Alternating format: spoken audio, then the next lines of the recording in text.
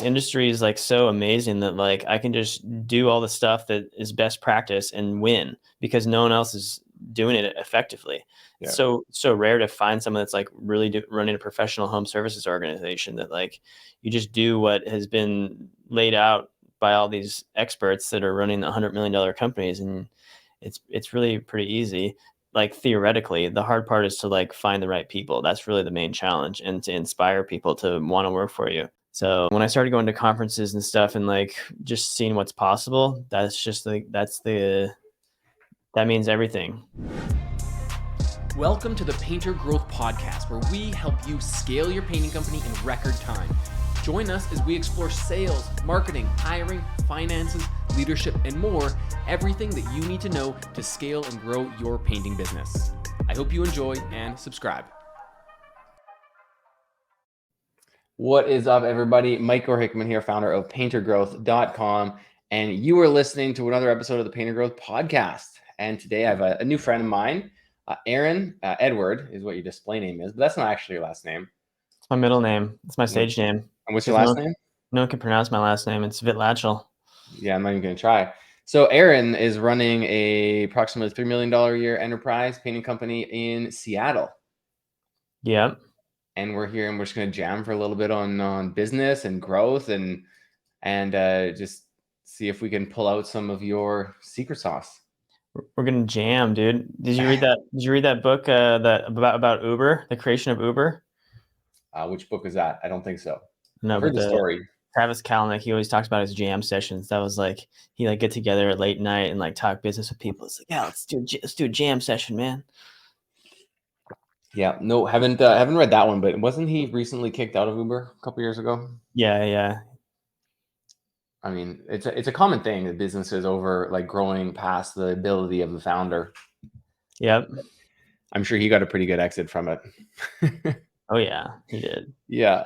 So tell us a little bit about your painting company. How'd you get started in it, and then what kind of allowed you to go from? I know you were saying you were stagnated for a little bit. What allowed you to go from like the 1 million to 3 million mark?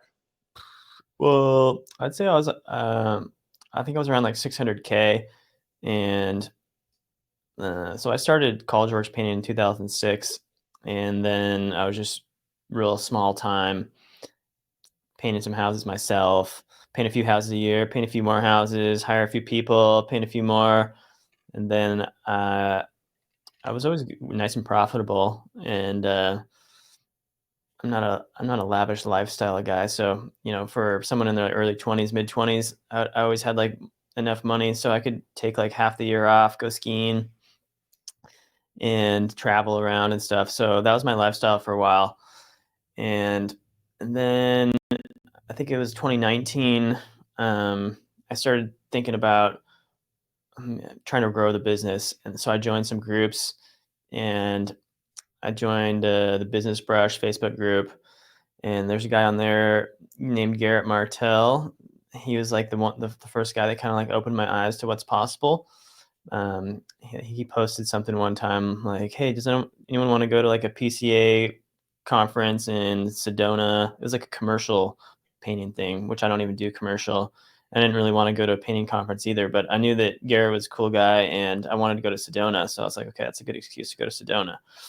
And then we had a good time like hiking around the Grand Canyon. And so then that was the first time I saw that like someone was running like a $5 million a year company netting $1 million. And I was like, what the fuck? And also it kind of changed my idea of what like that kind of like my conception of a painting business owner, because I thought like to have a $5 million company, I'm imagining like you're like typical contractor, like some, 45-year-old guy that has like a million painters working for him that really loves painting and like that's his thing. But this was like a business guy that was all subcontracting and like kind of like the same mindset as me. So that's what inspired me to scale from 600K up to should be over 3 million this year, between 3 and 3.5. That's pretty solid growth, man. I mean, sounds like it's simple. All you have to do is meet someone, decide that you want to do it, and then it will happen. Well, mentors are definitely like a key piece, because then it's possible to believe it, because you see it right in front. I see it right in front of me. Like this guy, he's a really smart guy, but I think I'm just as smart. There's no reason I can't do this if this guy's doing it. And we're on this trip, and it's like we're both answering our phones, like doing business stuff. It's like he's not working really any harder than me. Like why wouldn't I just do that? So it's kind of scary, like taking the leap. Like I think I was at like 800, just like doing everything myself, like doing all the estimates, doing all the project management, like a couple sub crews. And then like I decided to make the leap to like hire a full-time sales rep and then scale up. Direct mail is how we scaled our marketing leads. So Garrett kind of helped me put the blueprint together of like how do you use mail to get lead flow, and then how do you hire a sales rep, compensate a sales rep, train them, get a script, all that stuff. So that was like the first key. So the first thing that unlocked your growth was just like the sales and marketing engine. So you decided to look for a sales rep. What were the characteristics you were looking in a sales rep? Well, you want that disc profile, high on the I, high on the D. And I had a tough time doing interviews. Can you explain what that means? For those who are not familiar with the DISC personality assessment, there's the D is dominant, I is influential, S is steady, C is conscientious, or like some people have different words for them, but basically like the D is like the person that's going to like close the deal. Like they'll overcome those objections and not be afraid of like imposing themselves to get what they want. And the I is someone that's like very personable and like just like a talkative, connecting people, building rapport, that kind of thing. And then the S and the C are like an accountant would be like high S, high C. S is like, you just like to do the same thing kind of like every day. C is like very detail orientated, like checking all the boxes, making sure everything's organized, that kind of thing. Mm-hmm. So with the sales rep, you have to have enough D. That's like the main thing. You can actually be like DI, or some people will actually like DC, because then you get someone that will actually like follow your system and like write a good proposal and like do the estimate right. But if you get like a pure sales guy, like that's just like DI, then they'll be like very talented with like closing deals and stuff, but sometimes they won't file their paperwork correctly and all that kind of stuff. So there's trade-offs there. Yeah. A little bit more of a renegade. Oh yeah. Nothing wrong with a renegade sales rep, but you just have to be prepared to be able to wrangle them in. It's a little more work. So you brought a sales rep in, you found this guy, and what type of like financial compensation model do you find that worked at that stage of business? Because you said you're like 700,000, which I think a lot of people listening are probably around that mark, and bringing a sales rep is definitely that next step. So how did you afford it? I think a good metric is like around 7% of gross sales, compensation for a sales rep. They should be able to pay for themselves. That's the beauty. If we're paying commission only, then 7% is going to be money if they're generating sales at the right margin. And like we've done different comp plans, like right now, new sales reps are getting 5%, and then 10% if they close on the spot. The Dave Yoho one call close system, where you like present the estimate on the spot and then get the signature all in one go. The hardcore way to do it is to only pay for deals closed same day. And then if the rep is there for the rep, you haven't heard about that? No. Oh man. So you only pay the sales rep if they close it on the spot. Exactly. Yeah. And then, so that's what like the big window companies do. And I went to a conference, I think last year, and Scott Berman from Florida Door and Windows or something. He said the best thing they ever did was go to a one call close system. And the key is basically the idea is the company buys the lead, right? So we own the lead, and we're going to issue you this lead, and you're going to borrow it. And then if you don't close it, we're going to take the lead back. And then that allows us to have like our own follow-up programs instead of relying on a sales rep who, like, some reps may be better than others at follow-up. They're busy. They're out there doing estimates. They don't have time to follow up. So we take that lead back, and then you can implement a rehash program where we're going to take that lead back. And now our call center is going to follow up and say, hey, how did the estimate go? Did Joe show up on time? Like, did he answer all your questions? Like, and then may I ask, like, why is it that you guys decided not to go forward? Oh, well, the price was too high or whatever, blah, blah, blah. Okay, yeah, I can appreciate that. Well, we actually have like someone in the area next week. Could we send by one of our senior reps or our sales manager, just take another look at the house, make sure you're getting the best price? Oh yeah, okay. Like, you guys come by again, take a look. So now we reissue the lead. Now we're recycling the lead, and then on those rehash leads, they're actually closing at a higher rate. This is not something that we've done, but this is like the coaching and the higher up guys that I get mentorship from. This is like the next step for us. It just takes a robust call center and back end for the company to be able to implement that. And I haven't had that yet. So for me, just having one or two sales reps, like right now we have two, but we didn't have that back end infrastructure to be able to effectively do that. And the other thing is we don't have the infrastructure yet to like set the appointment properly, because like right now we have people booking online, like we're not really talking to these people before our sales reps are going out. So if you don't have like two people there, for example, like some of these window companies, they won't even run an appointment if it's a single leg appointment with only one homeowner and like the wife's not there or the husband's not there. They just won't go, because you're basically setting your sales rep up for failure on the one call close system if you're only going to like meet with the wife and the husband's not there, or vice versa. So that leads to the requirement for having like a really solid setup call process. Yes. So like basically, instead of someone just booking online and then us kind of like canceling the ones that look shitty, which we do right now, we would have to like, talk, like you have a call center where like someone's calling that lead like within like 10 seconds and saying like, hey, I saw you just like submitted a form on our website. Just wanted to like, give you our options for the next few appointments that are available. And then you take them through the buy-in of like, okay, we're not just going to come meet you and then, email you a quote later. We actually need you to be there for 90 minutes. So like if we were going to be there at 11:30, are you going to be there until 1 p.m.? We just need you at like for 10 minutes at the beginning to just show us the project, and then we actually will write up the proposal for you just like right then, and then we'll show it to you at the end. So we want to make sure you're going to be around, because a lot of time like we'll run into a problem where someone's just like, oh yeah, I'm leaving, just like look around.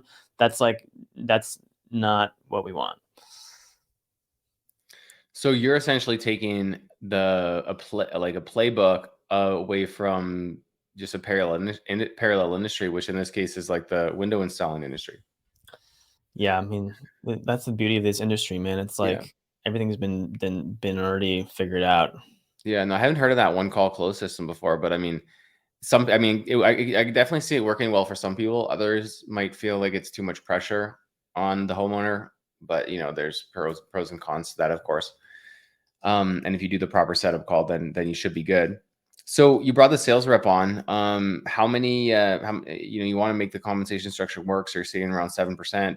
How many estimates a week did you expect him to do, and how did you keep him busy? Well, that was the scary part. Is like, what if I don't have enough leads, right? So that's where the marketing comes in. You can't really like do one before the other. You got to just like make the leap and do both at the same time, and have like a solid enough strategy where you're gonna, someone that's done it before is kind of paving the way for you.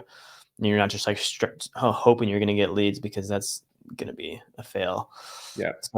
So we set up a direct mail program, and we were mailing postcards, and we calculated like, okay, what's our expected response rate? How much mail do we need to send, etc. And then, if we get 15 to 20 appointments a week for the sales rep, that's what we're doing. We actually reduced it this year since I had 2 reps, and we're doing, like instead of 4 appointments a day, 3 appointments a day we were doing for a while. And then I tried to scramble to like ramp up sales in August, and we like went to like 5 appointments a day. I've learned a lot of interesting stuff. Like, did you know that leads set more than like 5 days in advance, 4 days? Like if someone calls in and you have an availability to get an estimate appointment like that day or the next day, the closing rate's going to be like 50% more, or like let's say like 35% is your normal closing ratio for leads that someone calls you, you're like, yeah, I'll be out there next week. 35%. If you can get out there the next day, you'll see it go to like 50, because like there's a sales psychology of like someone that's like calls and then they're excited about this painting project. We show up next week, they forgot about it, and then now it's like, oh, I got to deal with this guy. But if you come like the next day, so that plays into like how many reps you have, and then versus lead flow. So like we really ramped up our lead flow in August, and we were booked out like a week, and we saw our sales percentage drop. So this is like the information that I get from like the guys that are running like $100 million companies, that they've run metrics on this stuff. And I was like, wow, I didn't know that. So, and then the other thing is like, if you have multiple sales reps, you can give more appointments to the top reps. So let's say like the top reps gets 3 appointments a day. The middle reps get 2 appointments a day. The bottom reps get 1 appointment a day. And then so you have slightly more capacity on your sales team than you do lead flow. And then that also makes it so you don't have to book out too far in your appointment calendar. And then you just do a round robin, or do you do territories?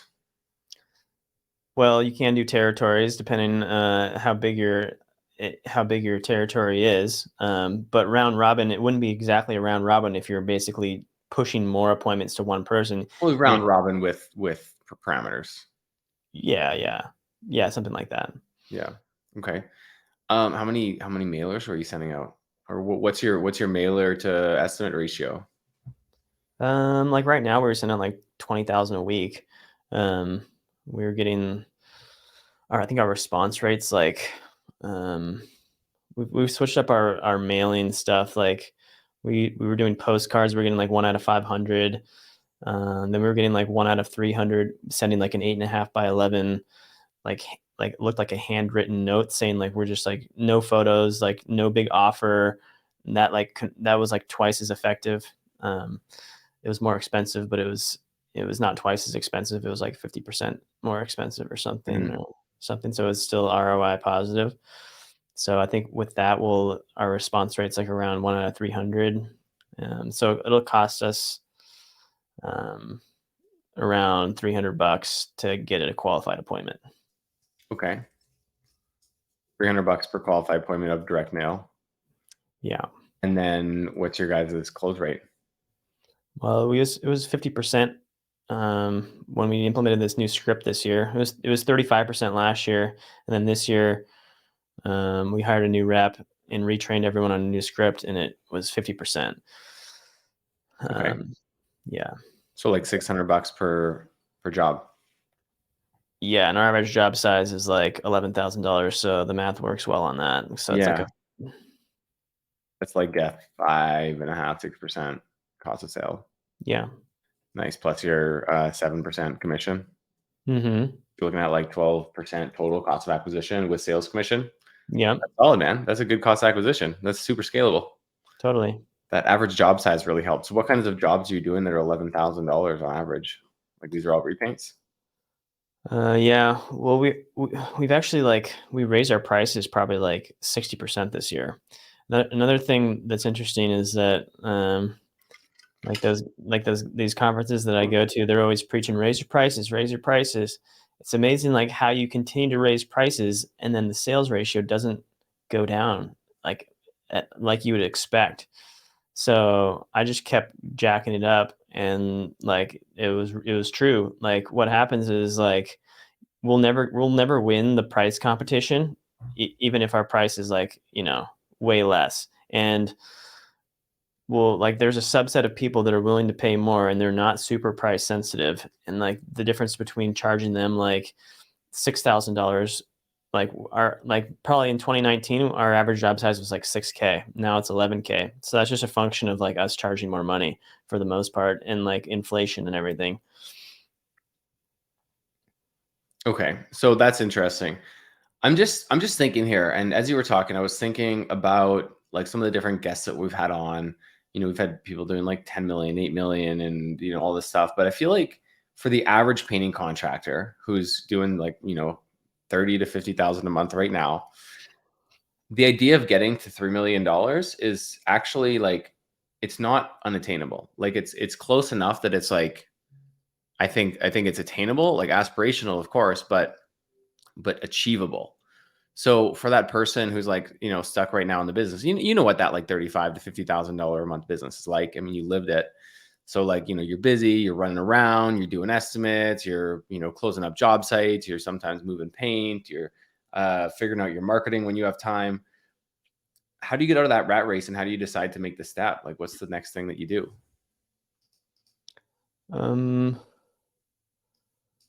Yeah, really, the first thing is like the wanting to do something different, So if you're like relatively content with, you can have a great business that, if you're happy doing like 600 to 700K a year, and like you can still make good money on that, like when I was doing 800K a year, I still made like 300K net. Mm-hmm. So like really it's how bad do you want to change the situation? For me, it was not about like making more money. It was like, I don't want to keep doing the same thing I've always done. I don't want to do estimates anymore. I don't want to talk to people anymore. Like last year, I managed 2.5 million. Like I project managed 2.5 by myself. And then this year I hired a director of operations, and like it's been like the best thing that's ever happened to me for like my quality of life, not having like subcontractors calling me in the morning like asking for paint, and like I have to be up, like I can actually sleep in now. So I think having a vision of like what's possible for your life, and do you actually want that? Because not everyone wants it, not everyone wants to get to 3 million. And but if you do, then like, okay, it's worth it. It's gonna be worth like the risk and all the unknowns that I'm gonna encounter. Like, how do I put the plan together to get there? And like that's where programs like yours and having mentors and people that have paved the way. Like I have people message me and like ask me stuff, and people come out and visit me. I had a guy come visit me the other day, and like he's like yeah, like that, around the size you're talking about, hiring his first subcontractors. Like, how do you do it, man? Like, I'm scared that like these guys aren't going to do a good job, or like how do you find them, or like how do you do the subcontracting thing? That's like a big fear people have. But in the end, it's like you have to make the leap, because there's like that gap between, like, let's say like 800, you can get to like 800 by yourself or whatever, depending on your market, depending on what you're doing. Let's say like you can approach $1 million doing everything yourself. And then at a certain point, you're like, I'm maxed out. And then like your life sucks because you're doing a bunch of shit you don't want to do, right? That's what happens when you have a small business. Is like you have to be in every corner of the business. So by definition, you're going to be doing shit you hate, because no one likes to do everything. Mm-hmm. So you'll have strengths and weaknesses. So you basically have to decide, like we doubled to make the jump. And like that's really what it takes, is like the plan and the risk to be like, okay, we're doing 700 this year. Next year, I'm not going to try and do 900 or 1 million. I'm going to do 1.5, and then like put the stuff in place to like actually make that happen. Because you have to get through that gap of like, okay, now you have a full-time sales rep or a full-time production manager or whatever you decide to like delegate first. Like you can either go hire a sales rep, or you can go hire a PM and then do sales yourself. It's one of the two. Yeah. So basically having that calculated risk and having a plan, deciding that you want to make the leap, and then making that calculated risk by investing in the business and knowing that like your long-term investment or your short-term investment is going to provide a long-term benefit to your company. And I feel like it's not even that much of an investment. Like you're going to invest in marketing.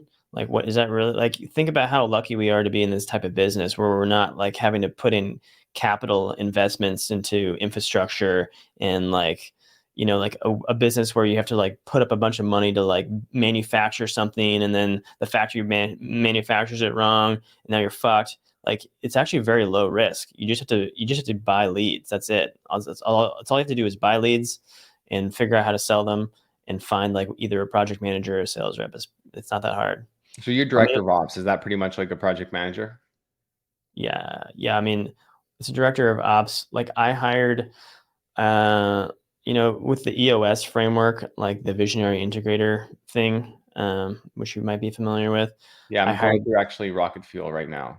I hired an integrator because I decided that, like, we made like 600 plus K in net profit last year, and like I don't need all that money. So I'm like, what's like the best investment I can make in my own, like, for my quality of life? It would be to like hire a super high level person to be like an integrator, right? Because if I hire just like a PM, like the basically like I could hire a PM for like 90K, 100K, or I could go pay like 150, 160 to someone that's like been like a COO of like a $10 million company, Hmm. and to come in and like now she's like PMing, $3 million with like some assistants under her, and that's like she's basically doing the job of two PMs. And now when we scale up next year, we hire like, let's say she has like three PMs underneath her next year. Now she has like the leadership qualities to like put people underneath her. Whereas if I just went out and hired a PM, I mean, that's like kind of like where I was since we were 2.5 last year. I'm not suggesting you do that if you're at like 800K, but that was my thought process. Okay. I'm at that exact same spot in my business right now. We're looking for an integrator. Yeah, I'm doing the whole founder, visionary and integrator right now, and we have a team, but it's like, everyone is doing their own thing, but everyone still reports to me. So I'm looking for that integrator. So there's a lot of helpful stuff right now. I'm actually listening to Rocket Fuel, which is Gino Wickman's book about how to find and place an integrator. I was listening to that actually on the way back from lunch today. Yeah. So I'm just about through that. So that's the next step. So super valuable. I'm glad to hear that it's worked out for you. What type of visionary work does that free you up to be able to do then? So you have this director of ops doing the day-to-day, managing the jobs. What does that allow you to do? I think I'm working on a rebrand right now. My company's called AV Painting. Never this I'm kind of like, yeah, AV Painting, like I'm wearing the logo today. Um, that's like my initials. And that was like a good brand for when I was out there like knocking on doors. Actually, like I got this logo because I was out there knocking on doors myself, College Pro style. Yeah. And I like knocked on a guy that was a graphics designer, and like I had some shitty logo, and he was like, I could help you with this. So I like painted his house and he made my logo. Nice. But and I looked at a bunch of different names at that point, and I decided AV was like most representative because it was me. But now the business is not me anymore. I'm not in any role, so I need like a new vision for what's coming next. And so I've been working on rebranding, and then also another thing that another kind of like shifting point I think it was like 2 years ago, where like I had this vision to like grow from 800 to 5 million or 8 million, or I think it was like I always wanted to get to 5 million or around there. And then I felt like once I'm making like $1 million a year, why would I ever need more money than that? Then I can go do what I really want to do. And I realized like the energy of that was one of like, I still don't really want to be doing this business. I just want to like get it to the point where I can peace out. And that's like kind of not a good way to attract talent into your organization, because why does someone want to join my organization if my goal is just like a selfish goal to like get it to a point where I can just like leave and do something else. So I've kind of reorganized my vision to have like the company be self-sustaining, and like there's no reason why we can't start opening more locations and get to like $100 million. And like if I can project that vision, then, and also like people have this idea that like the bigger the company gets, the more work it's going to be, the more stressful it's going to be. And even like the big dudes, like I met a guy at this conference that sold his company. He was at like 20 million, and he was like a really respected industry guy. And he was like, I was telling him about my plan for like 100 million. He's like, you sure you want to do that, man? Like it sounds like a lot of liability, blah, blah, blah. And I was like, really? Like, he's like, yeah, it's going to be a lot of work. And I was like, is it more work? Or like, do I just get to the point where I get to be working on like higher level things? And like, I guess it depends It's on so your funny that personality. like that's like the small-minded mindset. It's like bigger company does not mean more work. It just means different work. And if you have great people, it just means that you can have more impact.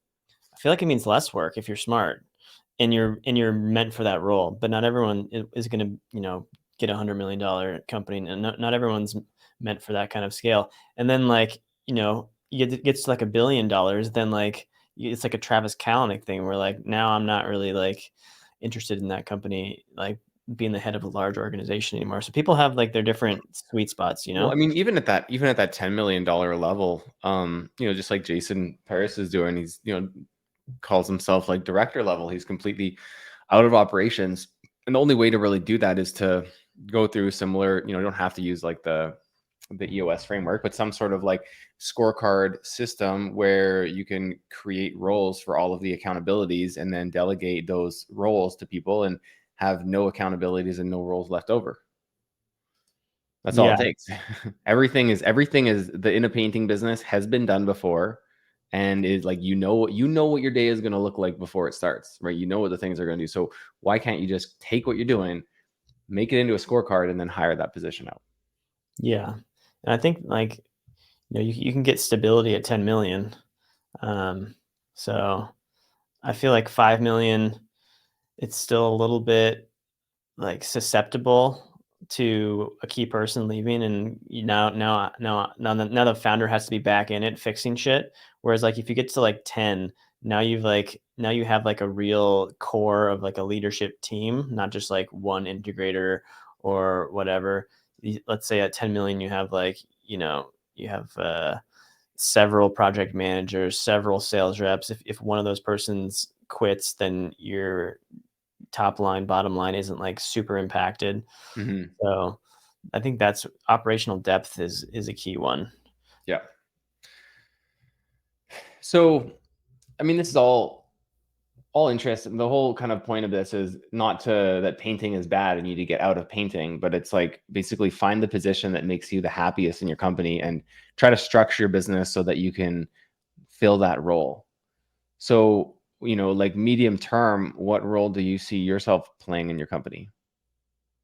Medium term, I'm gonna hang on to marketing, and I've heard this on a different podcast too. I think like across a lot of different businesses, like marketing is one of like the ones that is tough to delegate because it's so easy to waste money on marketing. So like if a founder is a good marketer, that's really a key benefit. Mm-hmm. The other one is financials. So like if you aren't a numbers guy, it's tough because it's like if you have like a bad CFO or a bad CMO, like your company will be fucked, and then you won't really have like the wherewithal to like have a pulse on that. But if you can, so I'm gonna keep like finance, marketing. I feel like sales is like a pretty systematized. I feel like I can kind of like delegate most of like the sales management if I'm smart about that. Production management, certainly.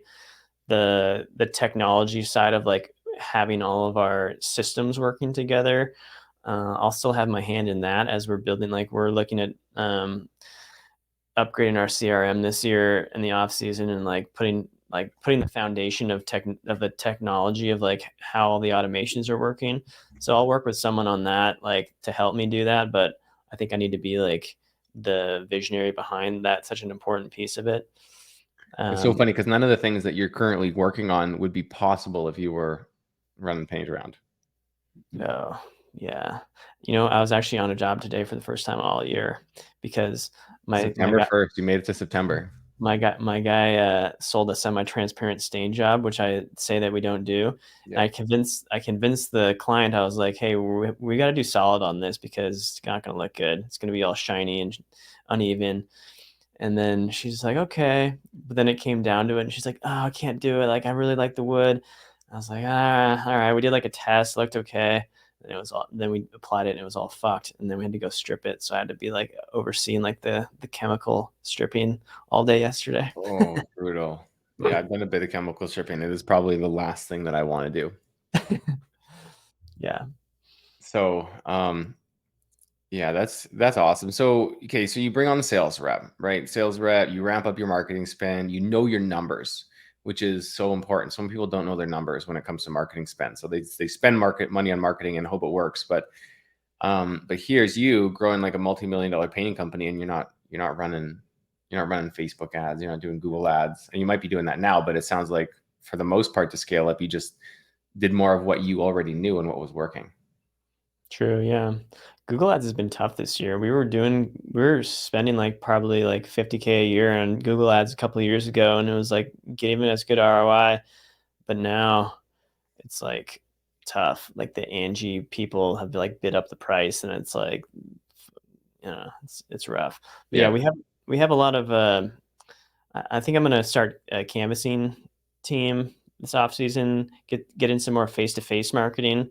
That's really where like the competition is not. Like no one is like setting up booths at like farmers markets and like parks and giving away apple cider to like people walking around the lake. Like you can really get like face to face stuff with like you can get some organic flow that way where you're not just bidding against everyone else on a Facebook ad. Like totally. so I have some ideas for expanding our marketing in I that stuff. mean, so many contractors are afraid to differentiate their marketing, right? They look at what other people are doing, Facebook ads, Google ads, Instagram, social media, but it's so competitive now because everybody's doing it. And it's easy, right? Because you can sit behind your computer and do it.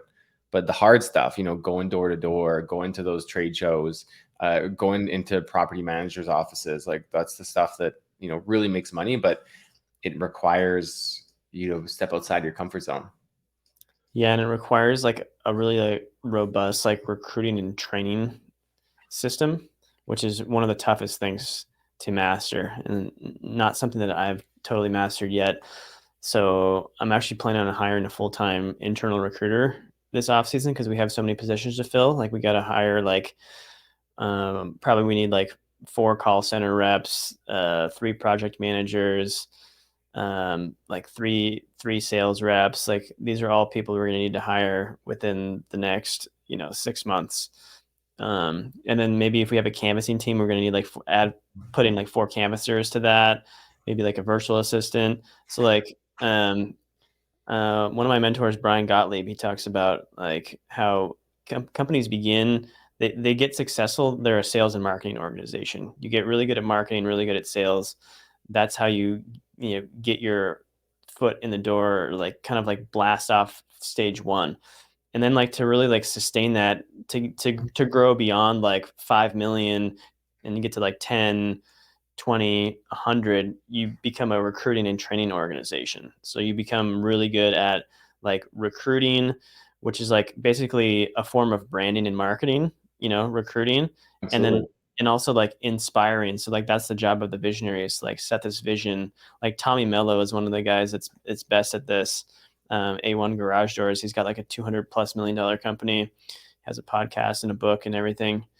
Actually, he has an event in November that I'm gonna send one of my people to called Freedom. This should be really good. But yeah, he's like the master of like setting like that marketing that goes for recruiting. Like he has billboards up, and like people will say like, "Oh, Tommy, like no one's gonna like stop and look at this billboard and call you." He's like, "Yeah, but people remember that." And then, yeah, they might call me when their garage door is broken, but also when people are like thinking about looking for a job and they see one of our job ads, they're like, "Oh yeah, I know that guy." Like, so like all of like the benefits of like real branding and like making an organization somewhere where people actually want to work, that's what really differentiates the big companies from the small ones. And it's something that we're working towards. Yeah. Yeah. I mean, that is, I like that kind of breaking that down. At the start, you need to have a sales and marketing engine going in order to grow. I've also heard a lot of people be fearful of overbooking work at the start, right? It's like, oh, what if I book all this work and I can't produce it? So I think that, I mean, what would you, I would have my own recommendation and suggestion to that, but like, what would you just say to someone who's like fearful about getting too booked out or booking up too much work? Well, I made a mistake this year on that because we had this new sales script that we were implemented. We hired a new rep, and May was like our first full month with 2 full-time sales reps doing like 15 appointments a week, and we're closing at like 50%. So we sold um, like 550,000 in May, and I was like, oh, great, like this is gonna be amazing. But then I got scared because I was like, fuck, how are we gonna scale production to keep up with this like sales engine that I've created? And I was like, oh man, like this is gonna be rough. And like we had like a big backlog of jobs, but we weren't effective at like getting the job from sold to like starting painting. Like people Mm-hmm. were dilly dallying around with like picking colors, and our system wasn't good. So I put a lot of focus on like, okay, from the moment a person signs a contract, how can I reduce the time between that and when we start the job? Because if it takes 3 weeks, like it reduces the amount of production capacity we have for the year. So I got a new system where like we have a color consultant that like we can like book the color consultant like immediately on the spot for like the next day or two. Oh Get yeah. Yeah, and then like so there's no lag time, because what would happen is like we wouldn't get a hold of them for like a week, and then we had to schedule the color consult, and that would take another week, and then to pick the colors, and it would take another week. So I tried to reduce the time from like booking to being able to ready to go, and I successfully did that. But in the meantime, I like let my focus go away from marketing, and I like didn't have my mail plan set already. So I started to like lag on leads, and I was like, whatever, like production needs to catch up anyway. Like we only produced like 300 in May, and like we're so far behind that like I'm scared. And then like what I realized is that production did catch up, and we produced like over 600 in July, and we had like started to eat through all of our backlog. But now it's like it's a lot easier to scale production than it is just to like sell. So like because even now like we had like I tried to ramp up production in August. It's like it's not as easy as just like snapping some fingers and like, oh, let's get a bunch of extra sales, guys. Yeah. It's like if you have a big backlog, it is possible to be like, oh fuck, like how am I going to scrounge up a bunch of extra crews? Like especially with a sub model, like I could go find like 5 crews and be like, hey, can you do a job next week? And then boom, like you can't really do that with like go find 5 jobs ready to start on Tuesday. Like that doesn't really work. So I learned a big lesson on that one, which is like never take the gas off sales and marketing, because it's always easier to hire production than it is to come up with sales. So what are you going to do? I guess, what's the sales and marketing plan this year? Or sorry, moving into like the slow season. So you're in Seattle, so you guys have a winter season. How are you guys going to handle this off season, quote unquote? It's going to get a little bit slower, but what's the marketing sales plan between now and April? I found that mail doesn't work well in the off season. Google Ads doesn't work well in the off season. The metrics just like don't work out. I mean, I'm sure every painter that lives in the north end of the states understands like the struggle of like winter marketing. And I know some companies that like spend all their winter marketing budget, all their marketing budget for the year in the winter to try and like mitigate that, to try and keep their guys busy. But what we do is we focus on like spending all of our marketing money in the summer and then maximizing that. And then with the sub model, we just like only keep a hand, like, I think last year we had like 2 crews going through the winter. This year we might have a little bit more, but it's never been a focus for me to keep people busy. And I'm always able to get people back in the summer when it's money season, my sub crews. Mm-hmm. So, but this year I would say face to face is going to be because I am going to try and focus on getting some winter leads. And I'm also going to do, so I'm also going to do lead aggregator stuff. I don't know how it's going to go in the wintertime, but lead aggregators are like Angie. Everyone hates them because the leads suck. Yeah. But there's people that, make. I know a guy that has like a $40 million siding company who's like his main lead source is Angie, Mm-hmm. and they only convert like 10% of their leads to sales, their appointments to sales, but like the leads are cheap enough where like the cost of marketing evens out. Yeah, it all comes down to the metrics. Do the economics work? And the thing about painting is that like no one has a sophisticated call center. So if I am able to like instantly dial people that submit a lead on Angie and get a sales rep out there the next day, then I'm gonna win that battle, and Yeah. the metrics are gonna work. So Angie and canvassing and face to face is what I'm gonna try in the wintertime. So tell me about your call center. Is it your own in-house or do you contract a different one? I'm building out a call center right now. So I'm working with Megan Beatty, who's like that's like her core competency. She speaks at some events and stuff from Tony Hody Consulting, and like I think I paid her. It was like it's pretty expensive. It's like almost like $1,000 an hour for coaching. I think like you get like a once a week coaching for like $3,700 a month or something.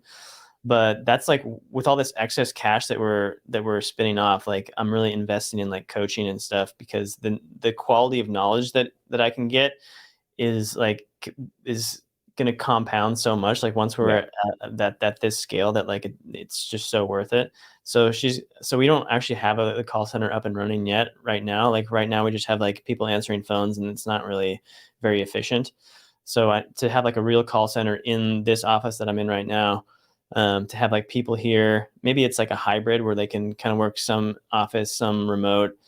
But like we have like training, scripting, follow up. Like, you listen to calls, you could probably transcribe the calls, look at them, like coach them, and like have two shifts where it's like maybe like a 8 a.m. to 2 p.m. shift and then a 2 p.m. to 8 p.m. shift. So you have like 12 hours of Coverage. volume covered, and then you have like a good benchmark is like to have like 1 to 1.5 call center reps per sales rep.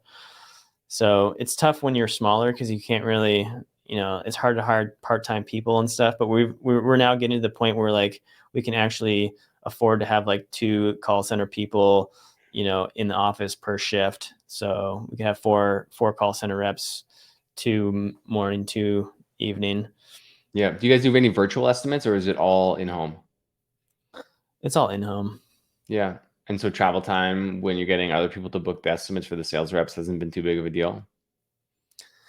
Well, right now we have a automated calendar where like no one even looks Oh at yeah. it. So if we had people actually booking appointments, we could at least make an attempt. Yeah. But our radius isn't huge. Like we have like a 45-minute radius. So and we set our appointments like 2 or 3 hours apart. So Oh, gotcha. Yeah. You said if you have like 1, 2, or 3 appointments a day, it's not like you're trying to book in 5 appointments, 6 appointments in a day. well, we actually are scheduling 5 right now. We have like an Okay. 8:30, a 10:30, 12:30, 2:30, 4:30. So it's getting a little bit tighter, and we lose efficiency that way. I'm sure sales rate drops a little bit, especially like towards the end of the day when energy's not quite there. Yeah, and there's uh yeah. So, but if we expanded our territories, like that's where the call centers come in. Like they can like look at the schedule and look at like, you could have something where they have like a map route thing, and that's like Yeah. part of their booking process. Yeah. All just a challenge that needs to be solved somehow. Yeah. Yeah. So, um, I would say that's a pretty unique way to think about it. Like you're obviously very systems oriented. Bringing in the integrators allowed you to kind of focus on your core competencies and grow. And you're benchmarking yourself against other big businesses, like much bigger than anything in the painting industry, and really seeing what's possible. Um, what has the value of coaching and mentorship been on your growth? Um, I would say it's everything. I Just that, just it's everything. it's pretty much the secret to success, I would say. Yeah.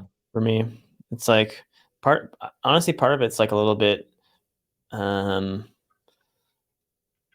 uninspiring because I feel like I'm just copying what everyone else is doing, and I'm like not because I don't need to innovate. Like this industry is like so amazing that like I can just do all the stuff that is best practice and win because no one else is doing it effectively.